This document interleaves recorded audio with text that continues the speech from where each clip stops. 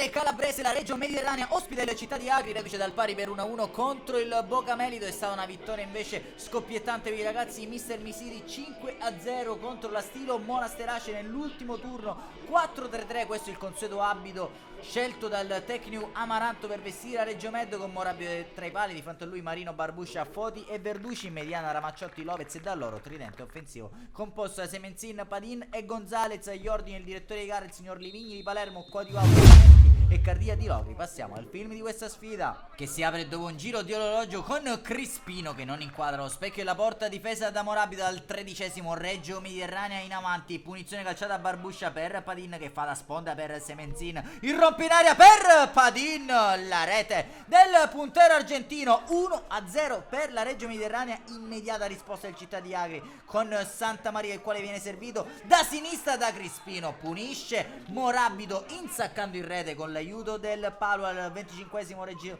Mediterranea ancora pericoloso, campanile da loro per Padin, viene travolto in area e massima punizione secondo il direttore di gara Livigni di Palermo alla trasformazione. Lo stesso Franco Padin col mancino spiazza l'estremo difensore del Città di Agri. Reggio Mediterranea di nuovo in vantaggi, ma non accenna a desistere il Città di Agri. Palla per Santa Maria che tira, ma la sua conclusione viene deviata in corner al minuto 38 dopo una rimessa laterale battuta da sposato ancora Città di Agri, pericolosa, questa volta sorvolata trasversale la porta di Morabito al 45°. Reggio Mediterranea che resterà in 10 uomini. Il retropassaggio errato di Verducci favorisce il recupero di Santa Maria, atterrato da Foti, il quale si guadagna il rosso diretto per fallo da ultimo uomo, costretto allora a giocare oltre un tempo in inferiorità numerico. Dagli sviluppi della punizione che ne consegue arriva anche la rete del 2-2 del Città di Agri. Crispino beffa Morabito andando sotto la barriera con questo mancino raso terra. Segue il duplice fischio del signor Livigni e la sezione di Palermo, squadre negli spogliatoi sul parziale di 2-2. Inizia con un cambio la ripresa con Lancioni e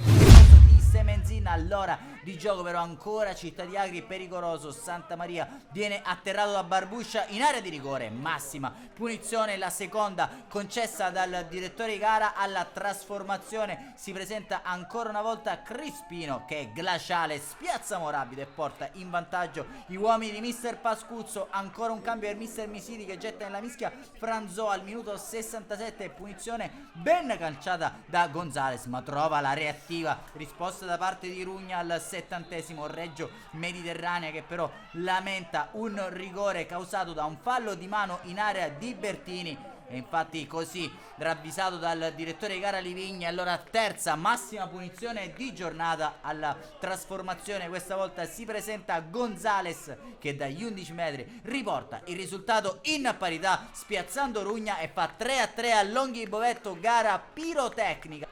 Ci crede nel finale anche la Reggio Mediterranea con questa punizione di Sergio Gonzalez, sul quale non arriva all'appuntamento sul secondo palo Luca Verducci. Scampoli di gara nel finale anche per Scilla che prende il posto di Dall'Oro, ma non accadrà più nulla a Longhi Bovetto. Triplice fischio del direttore di gara Livigni, si dividono la posta Reggio Mediterranea e Città di Agri raddrizza una giornata sfortunata la compagine Mister Misiti nonostante l'inferiorità numerica. Un saluto amici appassionati, alla prossima.